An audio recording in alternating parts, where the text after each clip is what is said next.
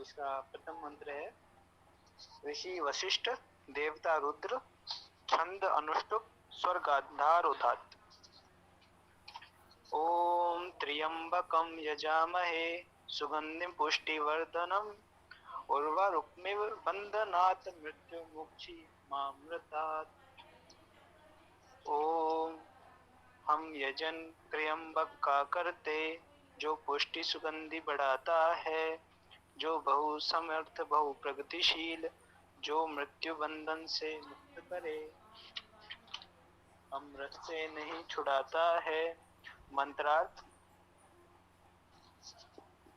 त्र्यंबकम त्रिवाणी वाक्त्री त्रिविध गति युक्त को, सुगंधिम सुगंधि को, पुष्टिवर्धनम पुष्टि बढ़ाने वाले को, यजामय यजन संगति दान करते हैं, उर्वरुकम बहुत प्रगतिशील समर्थ, इव के समान, मृत्यु के बंधनात् बंधन से, मुक्षीय छुड़ाए, अमृतात् अमृत से, मां नहीं। भावार्थ त्र्यंबक अर्थात त्रिवाणी वाक्त्री विविध गति युक्त को, सुगंधि को, पुष्टि बढ़ाने वाले को यजन संगति दान करते हैं, बहुत प्रगतिशील समर्थ के समान, मृत्यु के बंधन से छुड़ाए, अमृत से नहीं। त्र्यंबक का अर्थ त्रिवाणी वाक्त्री तीन गति है। अम्ब धातु का अर्थ शब्द करना गति करना है। तीन प्रकार की वाणी का भाव वेत्री भी है। व्याकरण तथा ध्वनि विज्ञान के अनुसार भी तीन प्रकार की ध्वनियां हैं। तीन प्रकार के स्वर लघु दीर्घ प्लुत होते हैं। स्वर के तीन भेद उदात्त अनुदात्त स्वरित भी होते हैं। तीन प्रकार के व्यंजन स्पर्श अंतस्थ उष्म होते हैं। ध्वनि की तीव्रता के भी तीन स्तर होते हैं। जो हम सुन पाते हैं वह श्रव्य ध्वनि है। इसके अतिरिक्त कुछ ध्वनियों की तीव्रता इतनी अल्प होती है कि हम उन्हें सुन नहीं पाते, तथा कुछ ध्वनियों की तीव्रता इतनी उच्च होती है जो हमारी श्रवण शक्ति से परे है। इन तीनों ध्वनियों का मूल त्र्यंबक परमात्मा परमेश्वर है। वह जीवन में सुगंधि और पोषण को बढ़ाने वाला है। पूर्वारुक का भाव है बहुत प्रगतिशील समर्थ। वह मृत्यु के भय से मुक्त होता है, वह अमृत से संयुक्त होता है। वेद के अमृत से युक्त व्यक्ति को मृत्यु का भय नहीं हो सकता। निरुक्त त्र्यंबकम त्रिसंख्या है। अम्ब का अर्थ शब्द करना जानना, यजामय में यज देव पूजा करना, संगति करना, दान करना। सुगंधिम में सु उपसर्ग है। गंध का अर्थ गंध होना, शोभित होना।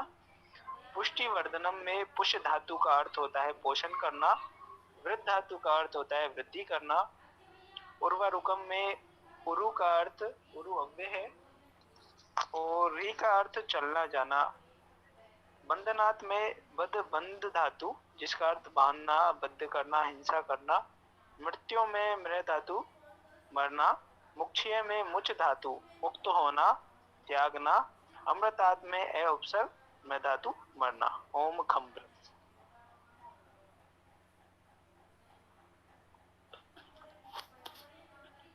ओम खम ब्रह्म।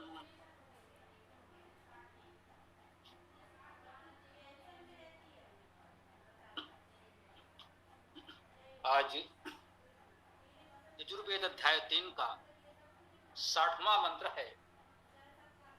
त्र्यंबक मंत्र आपके समझ प्रस्तुत किया जा रहा है। बहुत प्रचलित मंत्र है, लोकप्रिय मंत्र है। विभिन्न रूपों में इसे समाज में पढ़ा जाता है। इसको समाज में लोग अपने अपने भावना विचार के अनुसार विविध रूप में पढ़ते हैं, विनियोग करते हैं। हम इसे वैदिक परिप्रेक्ष्य में समझने का प्रयास करें। वैदिक परिप्रेक्ष्य इसलिए कह रहे हैं कि इसका उपयोग लौकिक रूप में अधिक होता है। आइए देखते हैं। ओम त्र्यंबकं यजामहे सुगंधिं पुष्टिवर्धनम् उर्वारुकं इव बन्धनात् मृत्योः मुक्षीयमामृतात्। हम यजन त्र्यंबक का करते जो पुष्टि सुगंधि बढ़ाता है, वह बहु समर्थ बहु प्रगतिशील, जो मृत्यु भय बंध से मुक्त करे, अमृत से नहीं छुड़ाता है। हम उसका यजन कर रहे हैं जो हमें मृत्यु के बंधन से छुड़ा दे, अमृत तत्व से नहीं। एक निवेदन हम आपसे प्रारंभ में कर दें। कुछ मित्रों के आग्रह पर इस मंत्र की बहुत अच्छी व्याख्या पहले हो चुकी है। वह पूरा व्याख्यान उपलब्ध है। हम चाहेंगे कि हमारे इस वेद कक्षा के संचालक वह व्याख्यान वीडियो उपलब्ध करा दें। हो सकता है आपके साथ चर्चा में बहुत सी और अच्छी बातें आ जाती हैं जो पहले के व्याख्यान में न रही, परंतु यह भी सत्य है कि महत्वपूर्ण विषयों पर एक बार जो बात हो जाती है,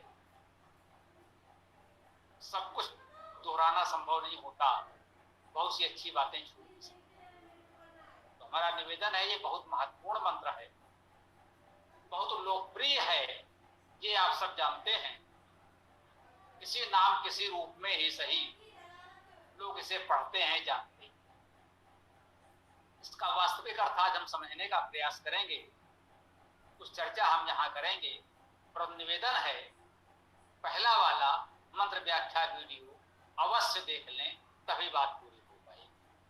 त्र्यंबकम यजामहे, त्र्यंबक को यजते हैं, यजन करते हैं। त्र्यंबक क्या है, यजन क्या है हम जानते हैं। यजामहे यजन करते हैं, यजि धातु हम जानते हैं, देव पूजा संगति दान करना यजि धातु के अर्थ हैं। और उस प्रकार से हम यजते हैं या यजन करते हैं, यजामहे का भाव है, यजामहे क्रिया रूप है। अपने लिए उत्तम पुरुष में अर्थात हम लोग त्र्यंबक का यजन करते हैं। त्र्यंबक क्या है यह समझना। त्र्यंबक में सबसे महत्वपूर्ण बात जो है, त्रि तो संख्या है, त्रि का अर्थ हो गया तीन। अब बचा अम्ब। यह अम्ब क्या है इसे समझने का प्रयास करें। अम्ब धातु के अर्थ है शब्द करना, जानना। तो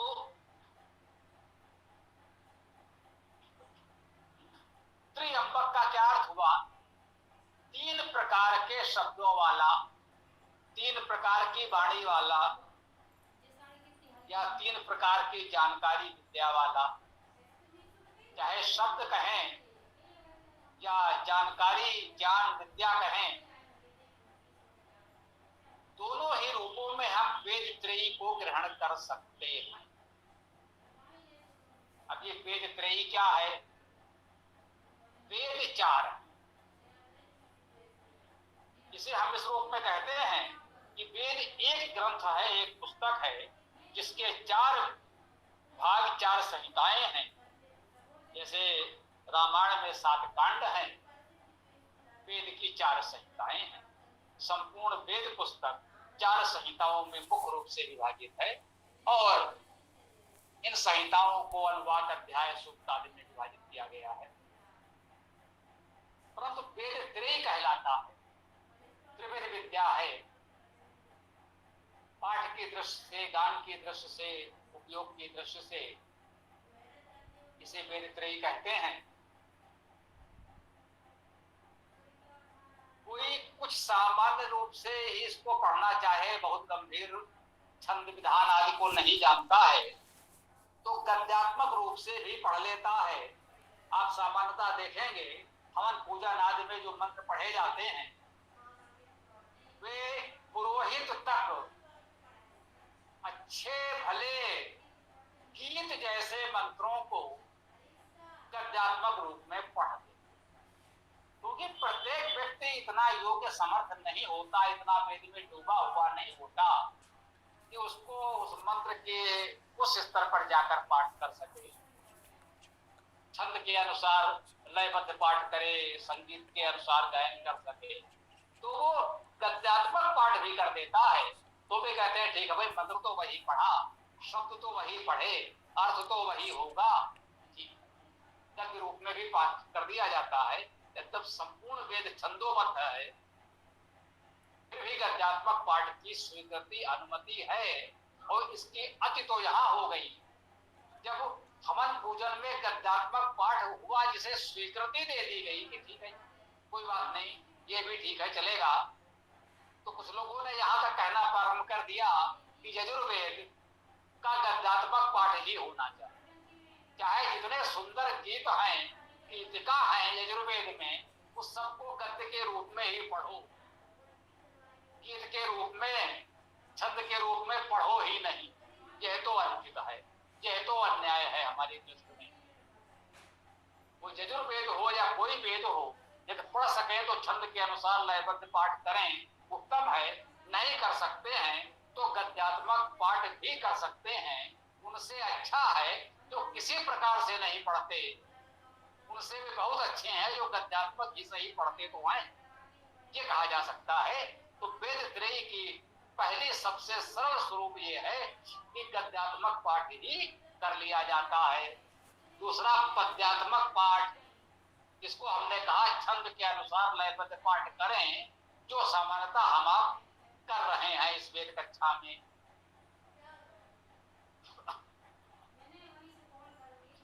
तीसरा जो वेद है वो गायन, संगीतमय गान करना, जिसके लिए कहा गया वैदिक स्वर 3 प्रकार के उदात्त अनुस्वरित, और उनका और विस्तार किया गया संगीत शास्त्र में। तो सारे गामा पा धा नी, उसे 7 स्वरों में और विस्तृत किया गया।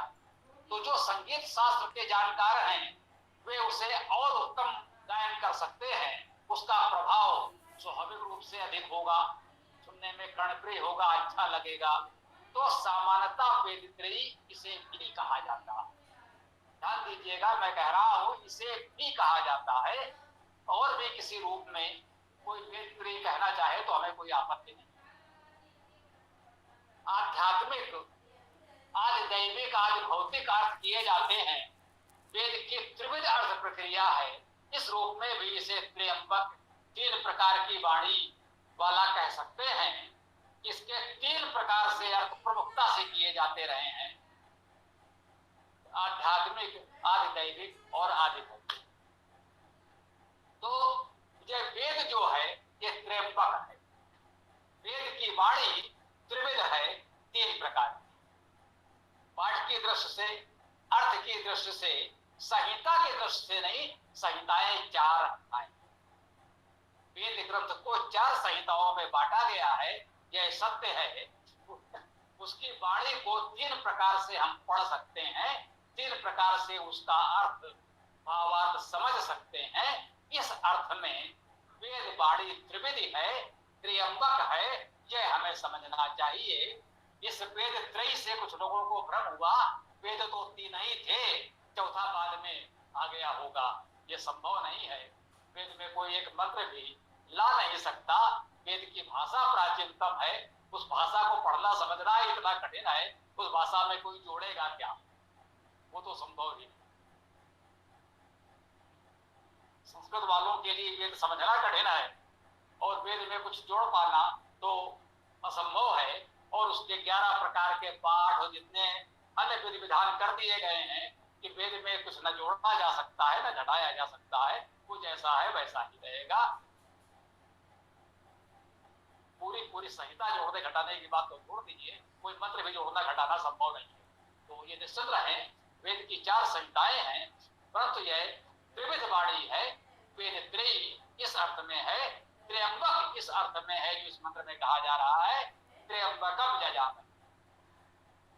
इस त्र्यंबक त्रिविध वेद वाणी का हम यजन करते हैं, देव पूजा, संगति, दान करते हैं। इसका यजन करें, ये हमारे लिए दिव्य वाणी है, इसका पूजन सत्कार करें, संगत करें, लोगों को इससे जोड़ें, दान करें, ये वेद विद्या दूसरों को दें। ओम त्र्यंबकम यजामहे सुगंधि पुष्टिवर्धनम। इस लय को, इस छंद को देखें, आनंद आएगा। त्र्यंबकम यजामहे सुगंधिम पुष्टिवर्धनम। क्या है, हमने उस त्र्यंबक त्रिविध वेदवाणी का यजन किया। वो वेदवाणी कैसी है, उससे हमें क्या लाभ हो सकता है। सुगंधिम, सुगंधि को अब इसका भी कोई अर्थ व्याख्या करने की आवश्यकता है।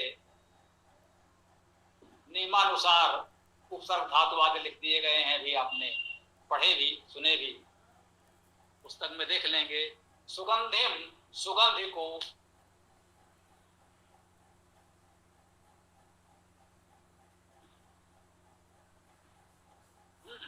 त्र्यंबकम यजामहे सुगंधिम पुष्टिवर्धनम।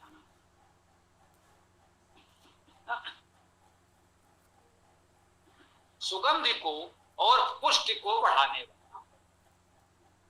सुगंधिम पुष्टिवर्धनम, सुगंध भी बढ़ाएगा। यदि वेद वाणी को अपनाते हैं तो समाज में सुगंधि बढ़ेगी, अविद्या की, अंधविश्वास की, रूढ़ियों की दुर्गंध दूर होगी, सुगंध बढ़ेगी। अध्यात्म की, सत्य की, विद्या की सुगंध बढ़ेगी। और पुष्टि वर्धनम, पोषण की बुद्धि। सबसे बड़ा पोषण तो विद्या का पोषण है। इसके अभाव में ही हम मनुष्य नहीं हो पाते। भोजन से शरीर का पोषण होता है, मन मस्तिष्क आत्मा का पोषण तो विद्या से ही, स्वाध्याय से ही हो सकता है। तो इस वेद वाणी का स्वाध्याय करने से हमारे जीवन में, हमारे समाज में सुगंधि और पोषण की श्री वृद्धि होती है, अभिवृद्धि होती है। इसलिए त्र्यंबकम यजामहे सुगंधिम पुष्टिवर्धनम। स्पष्ट कर दें, हम यहाँ पर त्रिविध वेदवाणी के रूप में वेद की चर्चा की। इसका, इस मंत्र का देवता आपने पढ़ा रुद्र है। रुद्र शब्द का अर्थ है रुदन करने वाला, रोने वाला। हाँ, जो रोने वाला है, आवश्यकता पड़े तो रुला भी सकता, तब वो रौद्र रूप कहलाता।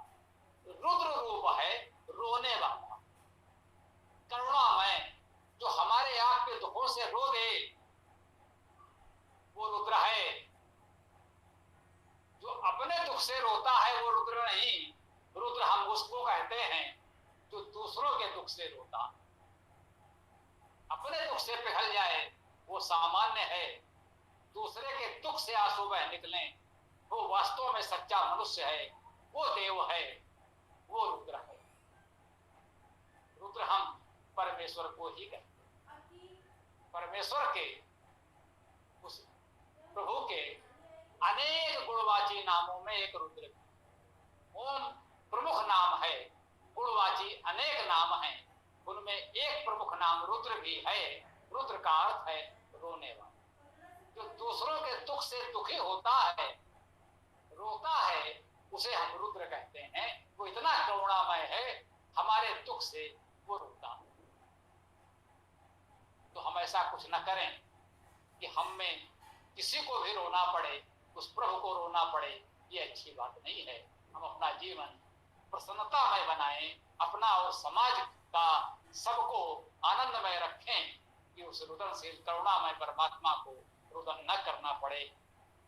तो रुद्र परमात्मा इस मंत्र का देवता है, तो ये ध्यान रखना है। अभी हमने आपको बताया त्र्यंबक को हमने वेदवाणी माना, त्र्यंबक का भावार्थ हमने वेदवाणी किया। देवता रुद्र है, आप चाहें तो वेद को भी रुद्र रुदनशील मान सकते हैं, दूसरों के दुखों को दूर करने वाली वेदवाणी है। परंतु हम परमात्मा को संबोधित करें तो कह सकते हैं वह परमात्मा तीन प्रकार की वाणी है। ध्वनि के तीन स्तर हैं। आप अपने भौतिक ध्वनि शास्त्र के अनुसार भी देख लीजिए।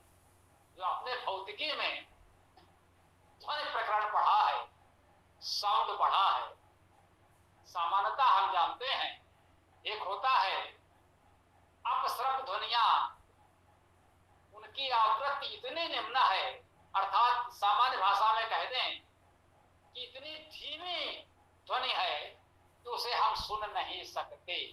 कोई बहुत धीमे बोल रहा है, सुनाई नहीं पड़ रहा है स्पष्ट, तो कहते भाई थोड़ा हम सुन नहीं पा रहे हैं, कुछ और जोर से बोलिए, तेज बोलिए, ध्वनि बढ़ाइए, उनका स्तर बढ़ाइए। तो हम कहते हैं साउंड बढ़ाओ भाई, नहीं स्पष्ट सुन पा रहे हैं, ध्वनि बढ़ाइए। तो अब सर्व ध्वनिया जो इतनी धीमी है, इतनी मध्यम है कि इतनी मध्यम है कि हम सुन नहीं पाते, वे अपश्रव या अवश्रव ध्वनिया होती है। सामान्य श्रव ध्वनि होती है जो हम आप सुन पाते, सहज भाव से उस स्तर की ध्वनि जिस पर हम लोग वार्तालाप कर रहे हैं, करते हैं, जिसमें हम एक दूसरे की बात सहजता से सुन और समझ पाते हैं, ये श्रव ध्वनिया कहलाती हैं। सुनने योग्य ध्वनि जो सहजता से सुनी समझी जा सकती हैं।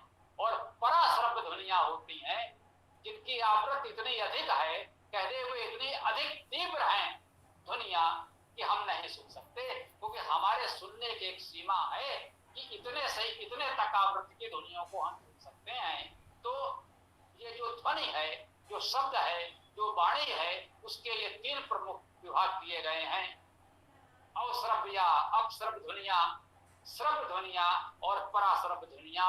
इन तीनों ध्वनियों का अधिपति, इनको उत्पन्न करने वाला, इनका पालन व्यवस्थापन करने वाला वो परमेश्वर है, जिसे इस मंत्र में हमने रुद्र नाम से संबोधित किया है।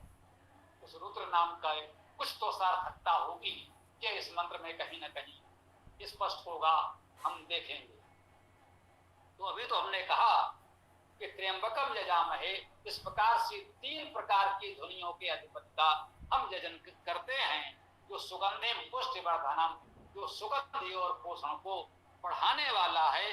उर्वारुकम युबंधमान, जो उर्वारुक के समान बंधन से, उर्वारुकम, उर्वारुक इसका अर्थ अभी हम देखेंगे, यु समान, उर्वारुकम यु, उर्वारिक के समान, बंधनात्, बंधन से।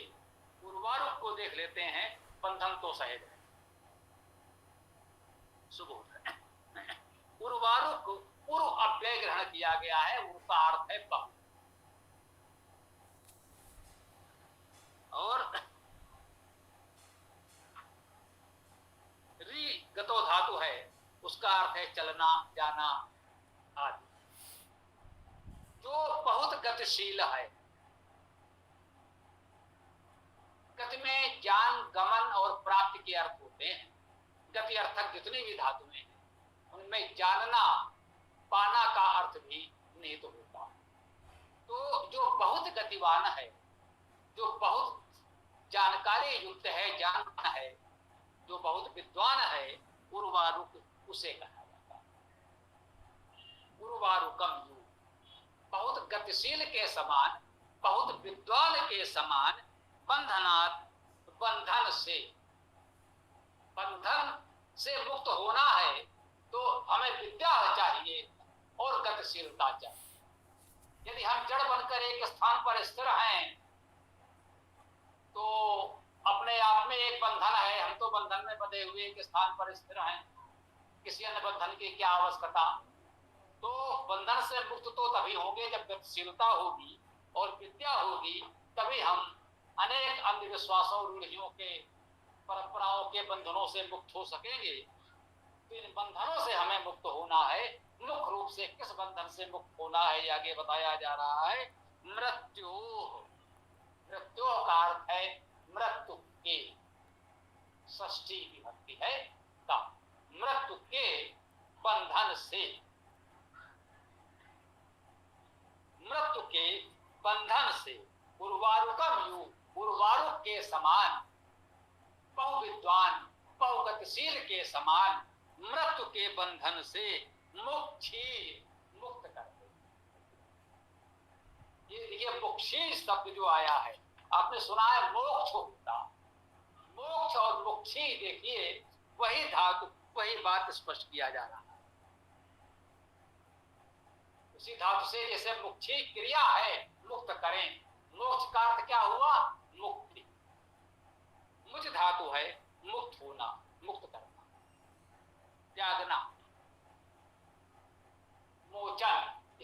धातु से बनता है मोचन, और इसी मुच धातु से बनता है मुक्ति। चाका का हो गया तो मुक्ति हो गया, और मुक्षी ये है मुक्त करें, क्रिया रूप है।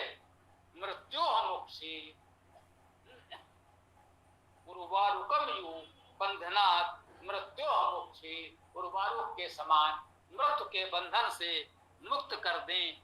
माँ अमृता, माँ नहीं अव्यय है, निषेधार्थ। माँ अमृता, अमृत से नहीं। जो मृत्यु का भय है, जो मृत्यु का संकट है, इस मृत्यु के भय से हम मुक्त हो जाएं, उस अमृत तत्व से मुक्त नहीं होना चाहिए, उससे तो बंधे रहना चाहिए। हम मृत्यु के बंधन से मुक्त होना चाहते हैं, हमको मृत्यु के बंधन से मुक्त होना है, तो मृत्यु के भय से मुक्त होना है। वो जो अमृत तत्व है, सर्वव्यापी परमेश्वर है, वही एकमात्र अमृत तत्व है। उस अमृत से नहीं, उस अमृत से मुक्त नहीं होना है, उस परमेश्वर से जुड़े रहेंगे तो मृत्यु से मुक्त हो जाएंगे। इस मंत्र का इतने अंश का भाव इतना सा हम लोग ग्रहण करें।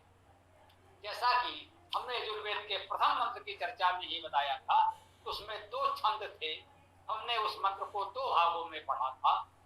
यजुर्वेद में यह मंत्र भी अभी आधा भाग हो पाया है, अर्ध भाग हुआ है। जितनी चर्चा हम लोगों ने आज की, यह मंत्र का अर्ध भाग है। ये प्रथम मंत्र इस सूक्त में जो भी हम लोगों ने ग्रहण किया है, तो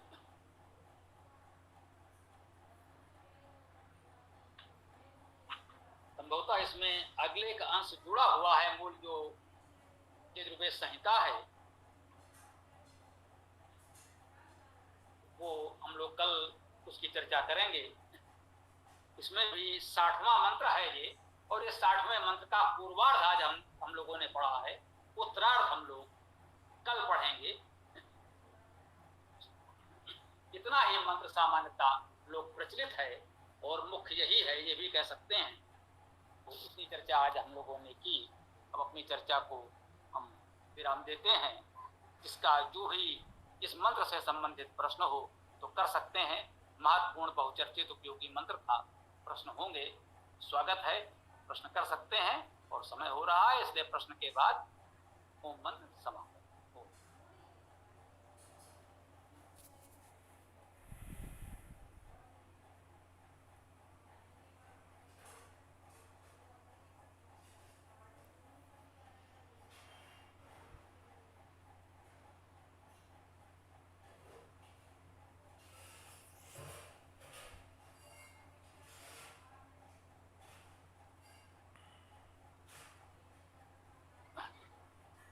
किसी को कुछ बोलना है तो बोलिए, अन्यथा फिर ओम मंत्र के साथ समापन किया जाए।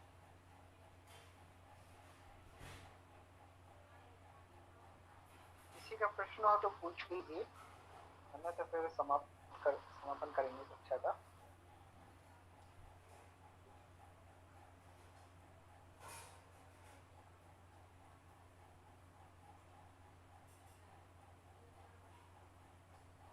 जी, तो समापन करते हैं। ओम यो असो आदित्य पुरुषः सो असो अहम् ओम खं ब्रह्म ओम खं ब्रह्म। सभी को नमस्ते।